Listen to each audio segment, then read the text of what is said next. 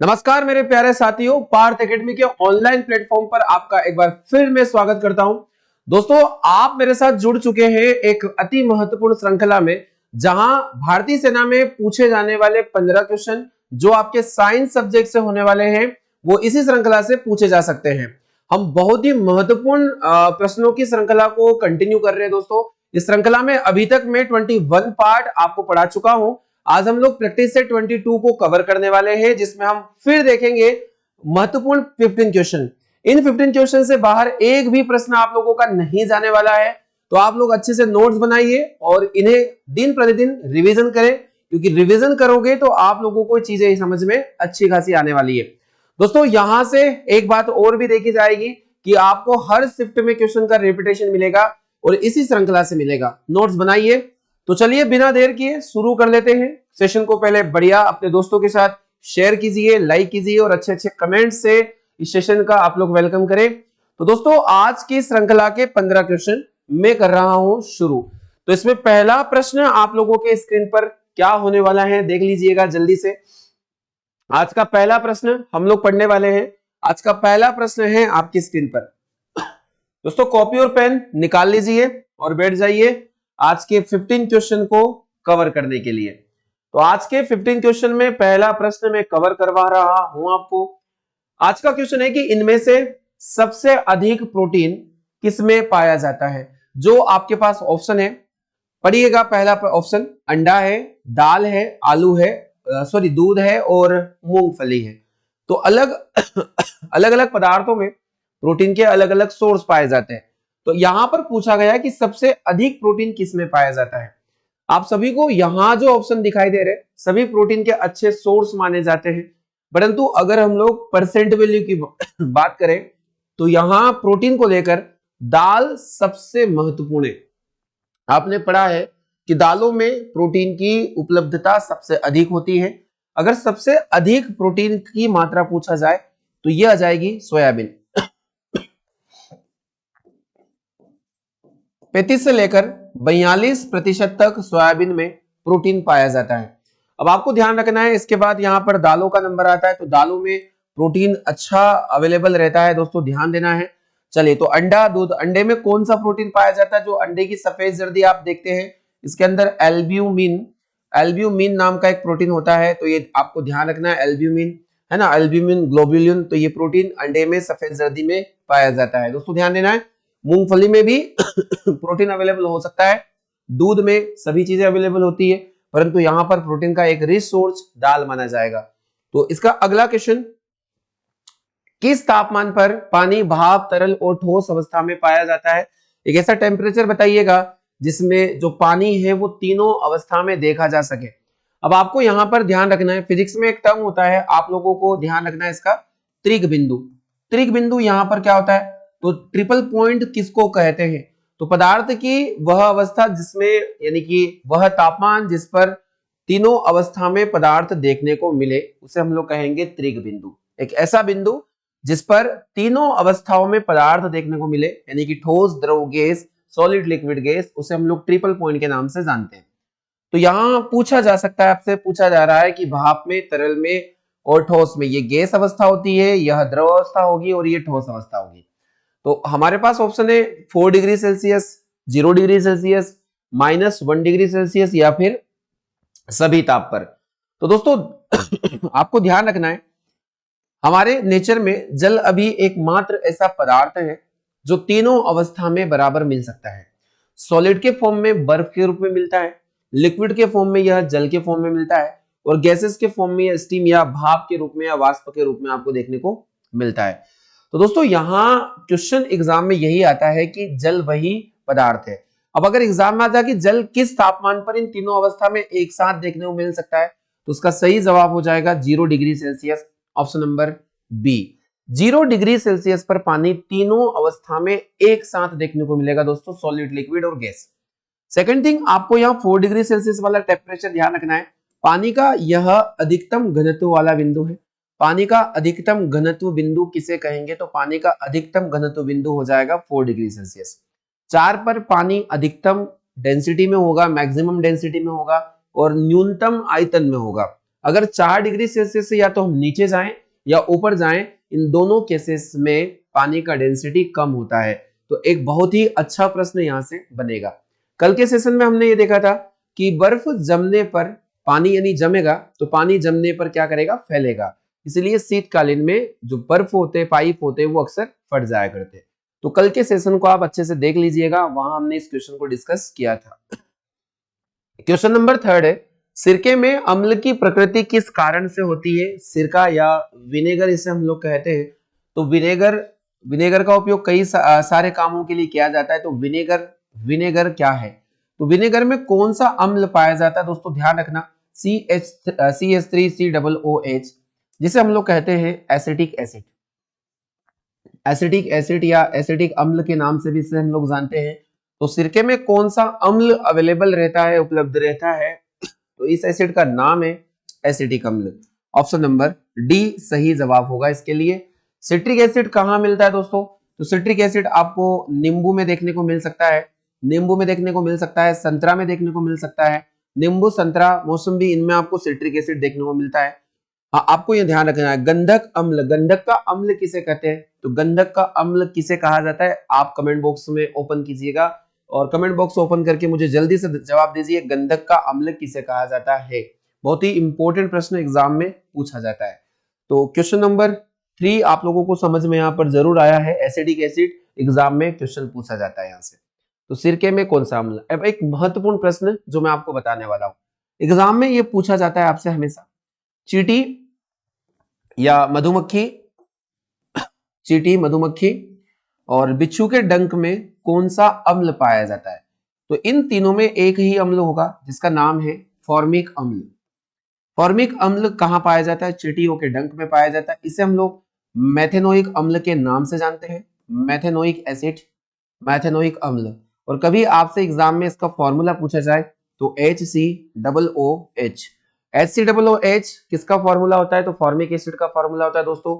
यह है top level का क्वेश्चन एग्जाम में, आपके एग्जाम में बार बार पूछे जाने वाला प्रश्न। देखना इस बार ये किसी शिफ्ट में जरूर आएगा। तो हमने थर्ड के लिए ऑप्शन देख लिया डी। क्वेश्चन नंबर 4 आप सभी की स्क्रीन के सामने है। वेल क्या है? वेल, आपने ब्लू वेल का नाम सुना होगा, ब्लू वेल का नाम सुना होगा। तो ये क्या है? तो कई लोग इसे क्या कहते हैं? मछली कहते हैं, कि ब्लू वेल सबसे बड़ी मछली है। दोस्तों आज एक सबसे बड़ा भ्रम आपका हटने वाला है कि ब्लू वेल मछली नहीं है। ब्लू वेल क्या है? तो इसको हम देखेंगे। सबसे बड़ा, अगर हम लोग ब्लू वेल को देखें तो यह सबसे बड़ा जलीय स्तनधारी जीव, जलीय स्तनधारी जीव यानी एक्वेटिक मैमल एनिमल है ना। मैमल है बट ये एक्वेटिक होगा क्योंकि पानी में पाया जाता है। तो सबसे बड़ा जलीय स्तनधारी जीव किसे कहा जाएगा? वेल को कहा जाएगा या ब्लू वेल को कहा जाएगा, ये आपको ध्यान रखना है दोस्तों। ये ब्लू वेल मछली नहीं है, आपको एक भ्रम निकाल देना है, मछली नहीं है। इसी प्रकार एक क्वेश्चन, तो हमारे लिए सही जवाब हो जाएगा स्तनधारी, यानी कि सी वाला ऑप्शन। आप लोगों ने एक और जानवर का नाम सुना है, चमगादड़ का। कई लोग चमगादड़ को पक्षी मान लेते हैं, है ना। तो भ्रमवश चमगादड़ जो बैट होता है वो पक्षी नहीं है। चमगादड़ एकमात्र उड़ने वाला स्तनधारी है मेमल्स है, ऐसा मेमल्स जो आराम से उड़ सकता है या उड़ने वाला चमगादड़ या पक्षी होगा। तो पक्षी नहीं होगा दोस्तों, क्या होगा? ये एकमात्र उड़ने वाला स्तनधारी, ये भी एक मेमल हो जाएगा, ये भी एक मेमल हो जाएगा। तो ये दो प्रश्न जो हर बार आपसे पूछे जाते हैं एग्जाम में और आता है, डॉल्फिन क्या है? डॉल्फिन, तो आपने डॉल्फिन जिसका बायोलॉजिकल नेम होता है प्लेटेनिस्टा गेकेटिका, प्लेटेनिस्टा गेकेटिका, जो गंगा रिवर में सबसे ज्यादा पाए जाने वाली एक फिश है। तो क्या आप डॉल्फिन को भी फिश मानते हैं?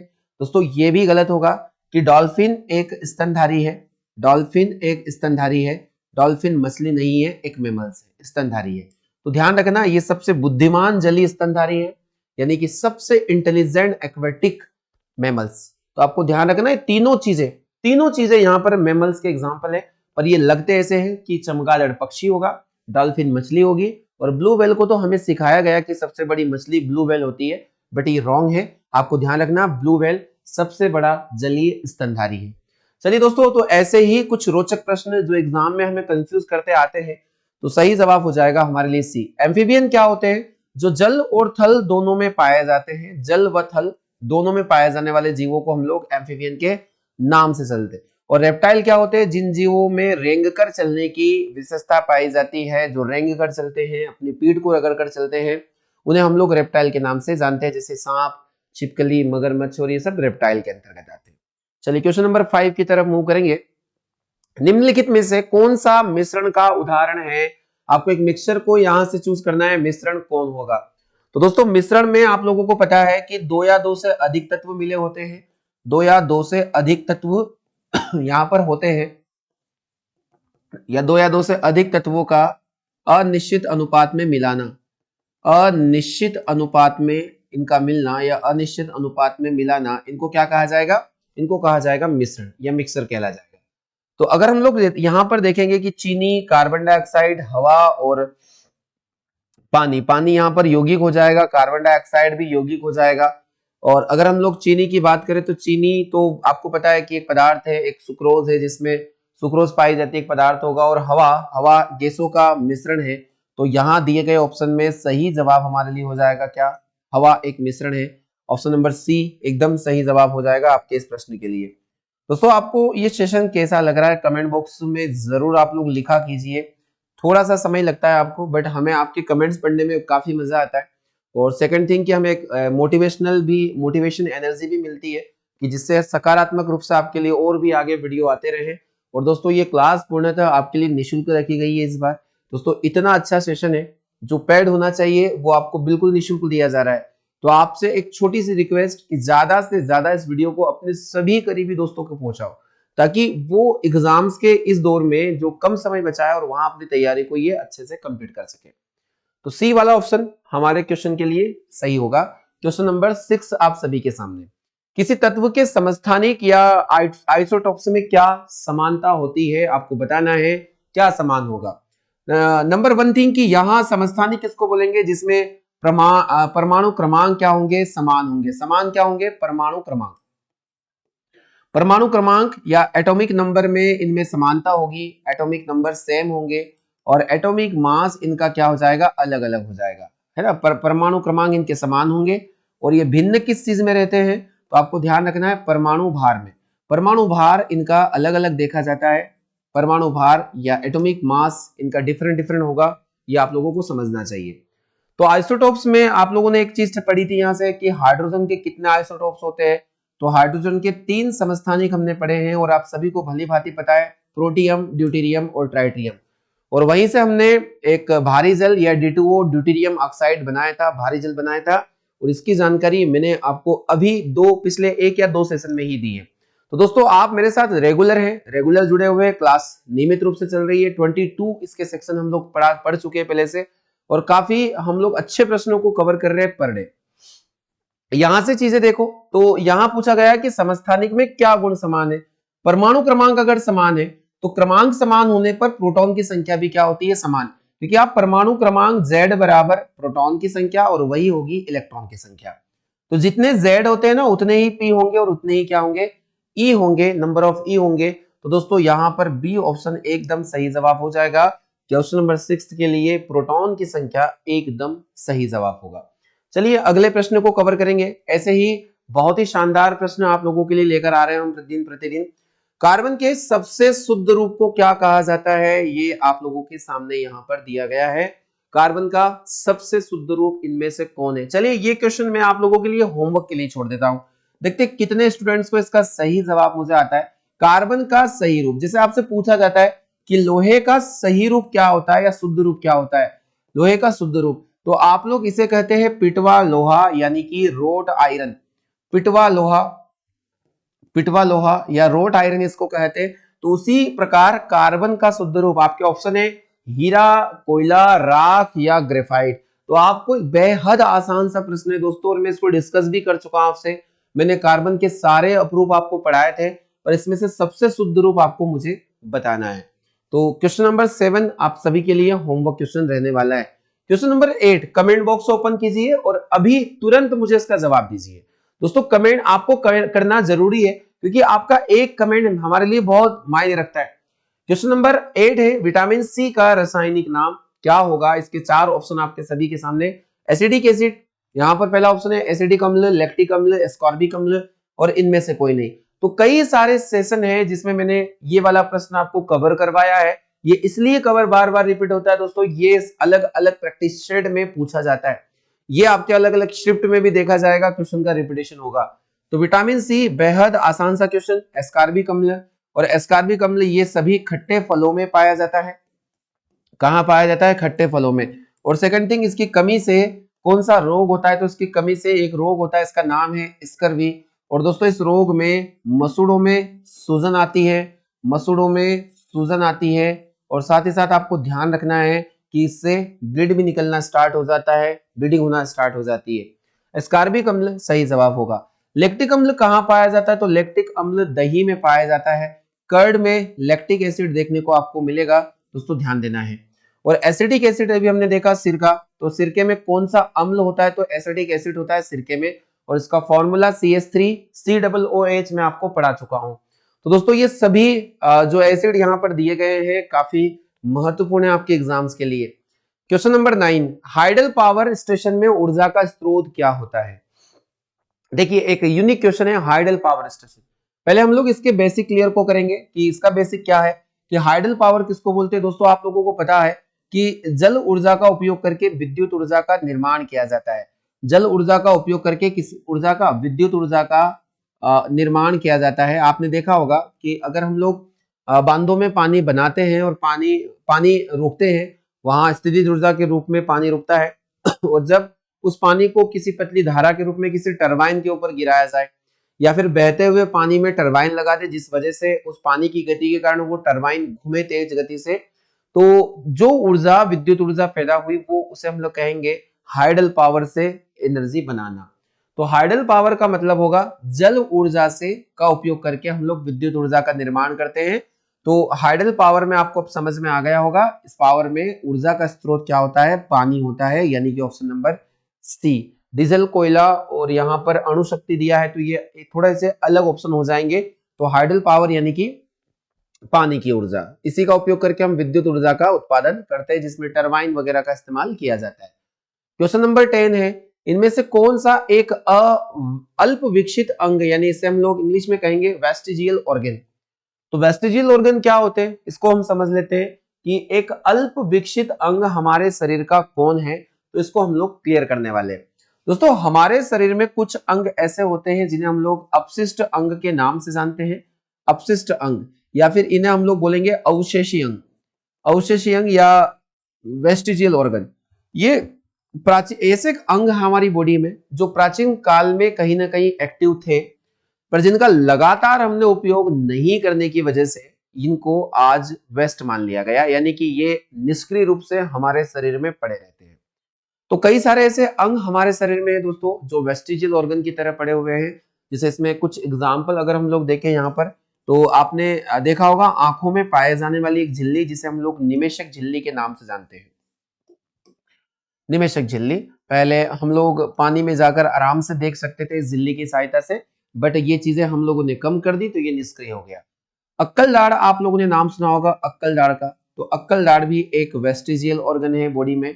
इसके बाद आपने वर्मीफॉर्म अपेंडिक्स, अपेंडिक्स का नाम भी यहाँ पर सुना होगा।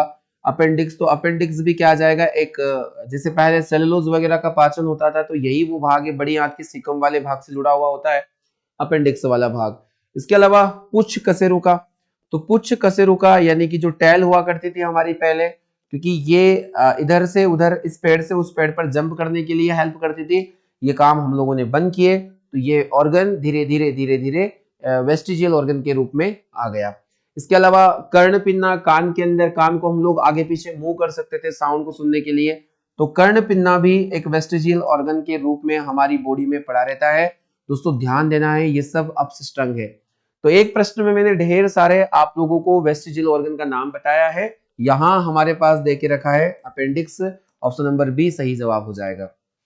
कौन एक वेस्टिजियल ऑर्गन है, तो सही जवाब हमारे लिए अपेंडिक्स हो जाने वाला है। आपको ये समझ में जरूर आया होगा। चलिए क्वेश्चन है क्वेश्चन 11 हमारे सामने, आकाशीय पिंडों को देखने का यंत्र क्या होता है।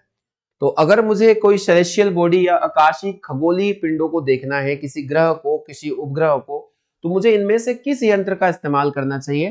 तो दोस्तों ध्यान देना है, आकाशीय पिंडों को देखने के लिए हम लोग यहाँ पर आता है पहला ऑप्शन पेरिस्कोप, टेलीस्कोप, गायरोस्कोप और बाइनोकुलर्स।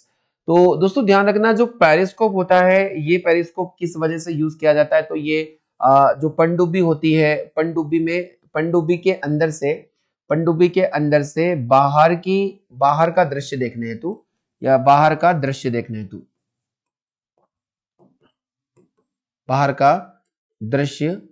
हेतु। तो आपको ध्यान से समझना है। टेलीस्कोप क्या होता है? तो टेलीस्कोप दूरस्थ वस्तु को देखने के लिए यूज किया जाता है, जिसमें आकाशीय पिंड आ जाते हैं या धरती पर कोई ऐसी वस्तु जो बहुत दूर स्थित है तो उसमें आ जाएंगे। तो दूरस्थ वस्तु को देखने के लिए, तो इसको देखने के लिए हम लोग टेलीस्कोप का यूज करते हैं। गायरोस्कोप और बाइनोकुलर, ये दोनों ऑप्शन मुझे आप कमेंट बॉक्स में कमेंट जरूर करें इन दोनों के लिए, क्योंकि दोस्तों आप है ना कमेंट बॉक्स में जवाब नहीं देते हैं, मुझे बहुत ही बुरा लगता है, अच्छा नहीं लगता दोस्तों, कि जिन बच्चों के लिए मेहनत की जा रही है, यहाँ दिन रात एक किया जा रहा है, वो बच्चे एक छोटा सा कमेंट करने में भी सोचते हैं। तो दोस्तों आपका कोई नुकसान नहीं होगा, आप लाइक और कमेंट में थोड़ी सी संख्या बढ़ाइए, अपना कमेंट्स जरूर छोड़े। तो दोस्तों इन दोनों का जवाब गायरोस्कोप और बाइनोकुलर्स आप लोगों को बताना है। क्वेश्चन है 12, समतल दर्पण द्वारा जो प्रतिबिंब बनता है वो प्रतिबिंब कैसा होगा? तो मैं आपको तीनों प्रतिबिंब बता देता हूं दोस्तों, कि सबसे पहले हम लोग अगर बात करते हैं अवतल दर्पण की, अवतल दर्पण जिसे हम लोग कहेंगे कॉनकेव मिरर। तो दोस्तों ध्यान रखना है, कॉनकेव मिरर से जो इमेज बनता है वो इमेज बनता है वास्तविक, रियल, उल्टा, वास्तविक और उल्टा। तो दोस्तों ध्यान रखना है, रियल एंड इन्वर्टेड। तो रियल इन्वर्टेड इमेज किसके द्वारा बनेगा? अवतल दर्पण के द्वारा, कॉनकेव मिरर के द्वारा। अगर आपसे पूछा जाता है उत्तल दर्पण, तो उत्तल दर्पण को हम लोग कहते हैं, उत्तल दर्पण जिसे कॉन्वेक्स के नाम से भी जाना जाता है, कॉन्वेक्स मिरर। तो कॉन्वेक्स के द्वारा जो इमेज बनते हैं वो बनते हैं आभासी यानी कि वर्चुअल, और बनेंगे सीधे, इरेक्ट, वर्चुअल एंड इरेक्ट, और यहां बनेंगे रियल और इन्वर्टेड। तो ये दोनों आपको याद रखना है। वही अगर आपसे पूछा जा सके कि समतल दर्पण के द्वारा जिसे हम लोग प्लेन मिरर के नाम से जानते हैं, प्लेन मिरर, तो इसके द्वारा जो प्रतिबिंब बनते हैं, यह प्रतिबिंब भी कैसे बनते हैं? आभासी प्रतिबिंब बनते हैं दोस्तों। कैसे बनते हैं? आभासी और पार्श्व प्रतिबिंब, आभासी और पार्श्व यानी कि लेटरल, इसको लेटरल इमेज भी हम लोग बोल सकते हैं, कि आपको अपना दायां कान बायां दिखाई देगा और बायां कान दायां दिखाई देगा। ये है बहुत ही महत्वपूर्ण कंटेंट, जिसका जिक्र मैं आपसे कर रहा हूं, एग्जाम में यहां से प्रश्न जरूर देखने को मिलेगा।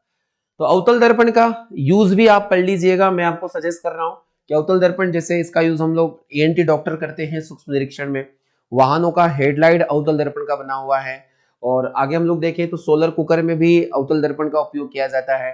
वही अगर हम देखें तो हजामत बनाने वाला शीशा, उसमें अवतल दर्पण का इस्तेमाल किया जाता है, और इसे हम लोग अभिसारी दर्पण के नाम से भी जानते हैं, अभिसारी यानी कि कन्वर्जिंग मिरर। उत्तल दर्पण का यूज हम लोग वाहनों में साइड मिरर के रूप में किया करते हैं।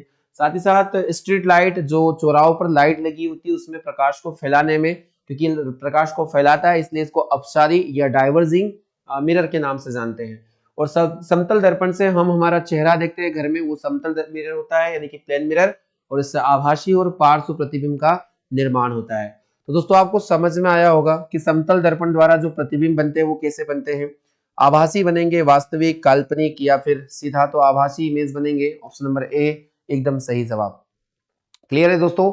तो ये चीजें अच्छे से आप पढ़ लीजिएगा, एग्जाम में आएगी। क्वेश्चन नंबर 13 है कि थर्मामीटर में इस्तेमाल की जाने वाली धातु कौन सी है? थ्योरी क्लास में मैंने अभी आपको कल ही इसको पढ़ाया था, अगर आप मेरे साथ थ्योरी पढ़ रहे हैं दोस्तों तो ध्यान देना। थर्मामीटर में इस्तेमाल, थर्मामीटर तापमान को मापने के लिए इस्तेमाल किया जाता है, तापमान को मेजर करना, तापमान को मापना। अब इसमें जो धातु होती है इसका नाम है पारा यानी कि मरकरी या Hg, इसको हम बोलते हैं। एक द्रव धातु होती है, एक लिक्विड मेटल होती है दोस्तों। और इसका कारण क्या है? तो इसका अगर मैं रीजन देखूं कि क्यों यूज किया जाता है दोस्तों, ये जरूरी है। तो पारे का जो घनत्व होता है वो अधिक होता है, यानी कि हाई डेंसिटी की वजह से, अधिक घनत्व होने के कारण। पॉइंट नंबर 2 कि यह कांच से चिपकता नहीं है, कांच से नहीं चिपकने का गुण इसमें पाया जाता है, कांच से चिपकता नहीं है, ये भी आप लोगों को ध्यान देना है।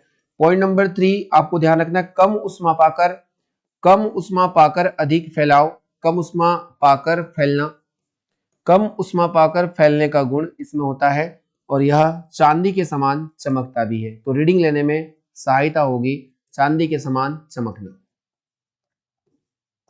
चांदी के समान चमकना। दोस्तों ये 4 वो रीजन मैंने दे दिए कि किस वजह से पारे का उपयोग किया जाता है थर्मामीटर में। थर्मामीटर में पारा जो उपयोगी होता है, ये अधिक हाई डेंसिटी वाली मेटल है, यानी कि कम एरिया में अपने आप को ज्यादा रखेगी और कांच से नहीं चिपकने का गुण, कांच से चिपकता नहीं है, ऐसा लिखना है आपको। और कम उष्मा पाकर फैलना और चांदी के समान चमकना होना। तो सही जवाब यहाँ मरकरी हो जाएगा, ऑप्शन नंबर डी इसका सही जवाब होगा। दोस्तों हमारे सामान्य शरीर का तापमान कितना होता है? हमारा सामान्य तापमान कितना होगा आपको इसकी जानकारी होगी, 37 डिग्री सेल्सियस, और फ़ारेनहाइट में यही होगा 98.6 डिग्री फ़ारेनहाइट। अगर हम लोग रोमर में देखें तो 29.6 डिग्री रोमर होगा, और केल्विन में अगर देखें तो 310 केल्विन हमारा बॉडी का टेम्परेचर होता है, जो कि सामान्य ताप है। ये आपको इतना सारा डाटा याद रखना है यहाँ से। तो नेक्स्ट क्वेश्चन की तरफ हम लोग मूव करने वाले हैं। हवा में ध्वनि का वेग लगभग कितना होता है मीटर पर सेकंड में बताना, और वो भी 0 डिग्री सेल्सियस पर। तो दोस्तों जितना भी डाटा होता है वो 0 डिग्री सेल्सियस पर ही सेट किया जाता है, आपको ध्यान रखना है।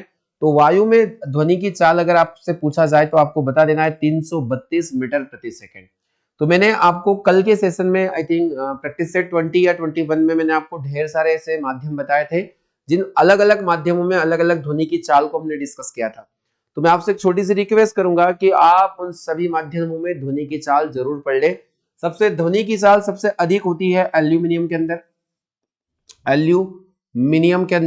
और एल्यूमिनियम के अंदर ध्वनि की चाल मानी जाती है 6420 मीटर पर सेकेंड।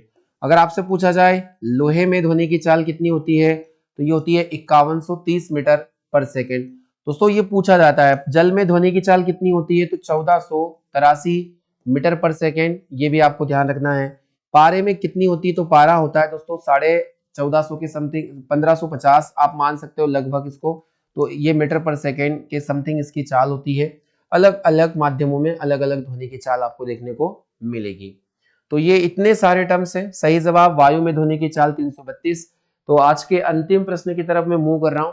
आप आज का अंतिम क्वेश्चन है, इनमें से कौन सा लाल लिटमस को नीला कर देता है? ये क्वेश्चन आप सभी जो डेली यहाँ पर जुड़े हुए इस संस्था से, तो आपको ये आता होगा। तो अगर हम देखें लाल को नीला करना, मैंने कहा था नीले को लाल करना कैसे याद रखोगे? तो अगर अम्ल की हम लोग बात करें, अम्ल या एसिड, तो एसिड क्या करते हैं, ये नीले को लाल में कन्वर्ट करेंगे, नीले को लाल में, यानी कि ब्लू को कन्वर्ट कर देंगे रेड में। और अगर बेस की बात करते हैं तो बेस या फिर जो क्षार होते हैं ये लाल को नीले में कन्वर्ट करेंगे, लाल को नीले में कन्वर्ट करेंगे। तो दोस्तों ये दो टर्म है, एग्जाम में आता है कि लाल लिटमस को नीला, तो लाल को नीला कौन करेगा? तो लाल को नीला क्षार करेंगे। ऑप्शन नंबर बी सही जवाब हो जाएगा। नमक का पीएच मान कितना होता है? तो नमक का पीएच मान होगा 7, ये होंगे 7 से अधिक। क्षार का पीएच वैल्यू होता है 7 से अधिक, और अम्ल का पीएच वैल्यू होता है 7 से कम। तो इतनी सारी जानकारी आपको इस वाले क्वेश्चन से समझ में जरूर आई होगी। दोस्तों सेशन कैसा लगा? आप वीडियो कमेंट बॉक्स में जाकर कमेंट जरूर करें। अगर आप इस चैनल पर नए हैं तो चैनल को सब्सक्राइब कीजिएगा और पास आए बेल आइकन को जरूर दबाएं ताकि आने वाले वीडियो के सभी नोटिफिकेशन आपके पास सबसे पहले पहुंचे। और दोस्तों शेयर कीजिए इस वीडियो को, धमाकेदार काफी अच्छी श्रृंखला है। तो आज हमने प्रैक्टिस सेट 22 पढ़ा, कल हम मिलते हैं प्रैक्टिस सेट 23 के साथ, वही धमाकेदार 15 क्वेश्चन। तब तक अपना ख्याल रखें और अपनी अच्छे से पढ़ाई जारी रखें। आप सभी का एक बार पुनः धन्यवाद।